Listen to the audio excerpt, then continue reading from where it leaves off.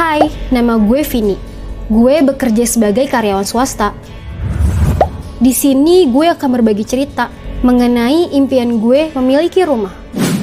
Tetapi setelah gue cek tabungan, ternyata masih kurang.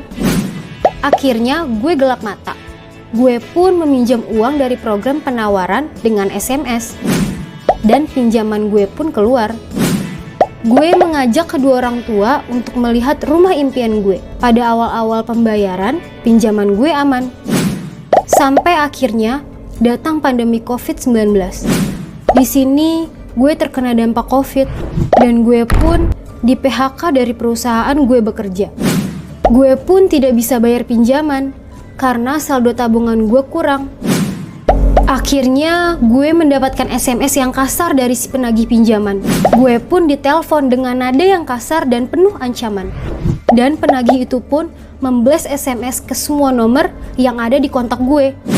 Akhirnya semuanya tahu kalau gue memiliki utang yang tidak sedikit. Untuk menutupi pinjaman gue, terpaksa gue mencari pinjaman lain untuk membayar pinjaman rumah gue. Tapi hal ini hanya sesaat saja. 7 hari kemudian, gue ditagih kembali untuk melunasi pinjaman rumah gue. Karena sudah jatuh tempo. Karena terancam, akhirnya gue mengganti nomor telepon gue. Tetapi penagih hutang tidak kehilangan akal. Mereka menghubungi ayah gue. Dan gue pun ditanya oleh ayah gue, apakah gue memiliki utang? Karena gue merasa tidak enak oleh ayah gue jawab saja tidak memiliki utang. Kemudian ayah gue melaporkan kejadian ini ke kantor polisi.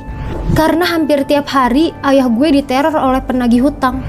Karena kehebatan dari pihak polisi, akhirnya debt collector tersebut ditangkap oleh polisi.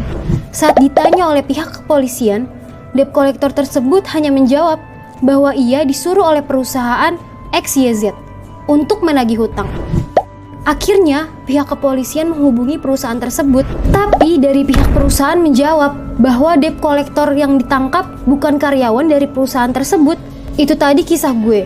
Semoga kisah gue menjadi inspirasi bagi yang lain. Terima kasih.